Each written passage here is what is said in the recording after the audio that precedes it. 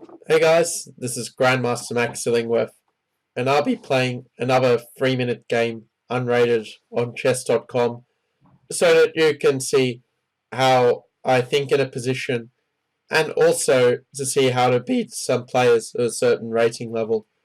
So it's taking a little bit of time to get a seek for this game, but hopefully it will be worth the wait. In the meantime, in terms of what opening I might play, I think I might play some sort of junior style opening so that you can sort of see A, how you can play it, and maybe B, also some ways that you might some moves you might typically face against these sort of openings. So, okay, I guess I can always edit out the introduction if I really want to. So, while I'm waiting, Mary can ask the question: what is it like for you to play Blitz? Are you really excited before the game? Do you feel a bit nervous, or do you just feel really calm? Or perhaps it's just something you do just for a bit of fun and you don't really care about the results of the game. So, since I've got another player, Ray Blower 1000, what I'll do is I will basically play queen odds artificially, where I'll basically give up the queen really early and then try to beat my opponent from here just for a bit of fun. So, okay, let's see how my opponent does against this. Probably wondering what on earth I'm doing in this position, but he'll understand after the next move that I'm basically trolling here. So, okay, he's probably going to play either g3 or knight f3. And I'm going to play queen f2 anyway, so I'm just going to pre-move it.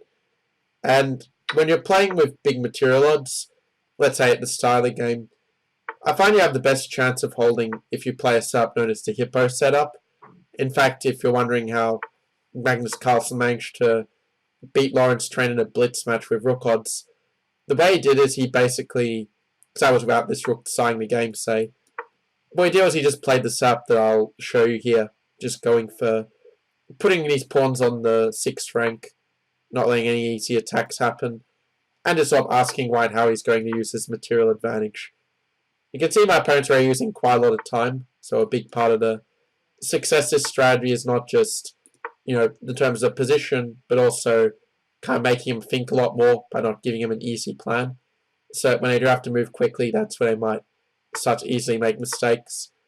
You should probably just push e4 and try getting a quick e5. I think that would give him a very good position. So now my plan is basically just to sit and wait here.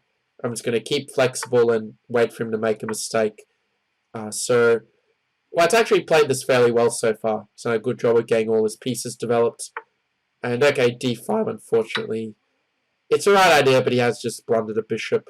One thing I've noticed is that the sort of low club players will often basically miss these long diagonal and long range attacks, where you could say that young kids often don't have that, let's say, board vision or just general vision to kind of see those long range pieces from afar until they're, say, 8 or 9 years of age.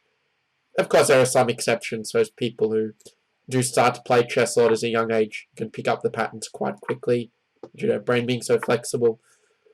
Now, I'm really tempted to go e4 and just kind of lock up the position, make it really hard for him to do anything. Okay, I can't help myself. I'll play this and give my knight a nice square. I want to try and get his knight for f4, e6, and g4 is actually quite a good move in this position. I'm not sure the best way to deal with it. Well, I know knight e5, knight f3 is good, but he will give me a best chance with queenless. I think this will still be the best idea. Where yeah, I'm actually knight f3 is good because now I can take and even fork his 2 knights afterwards. And suddenly maybe black is not so clearly losing anymore. He still has knight d4 and he can still play for a knight e6 fork. So white is still better, but at least the trajectory of the game is kind of moving in my favour now, where at least I'm not down so much material anymore. And in this position, I might go bishop c8 and trade off my bad bishop. I feel like that's a good idea. In general, improving your worst placed piece makes a lot of sense. And yeah, he's allowing me to take g4, which is not the most advisable. I can even try to play for an attack with the bishops. King g3, I might go bishop e5. He played it better with king g1. So I'm just going to build a nice fortress, just making sure he can't break through. It's rook f6 and rook f8. I think at the very least, black is probably not losing in this position, even though white has the material advantage. Because my bishop and rook are just on very stable squares, and bishop e2, which is probably what he should play. I might even go g4, so if he takes, I get a nice pass pawn. And yeah, e4 is just a blunder, unfortunately. So bishop d4 check. I'm just going to pick up this rook on f2 on the next move. There's not a lot I can really do about this, unfortunately. Just win the queen, and the rest is quite straightforward.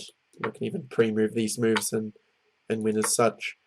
Yeah, I should have at least taken my rook, but by this point there's not much you can really do.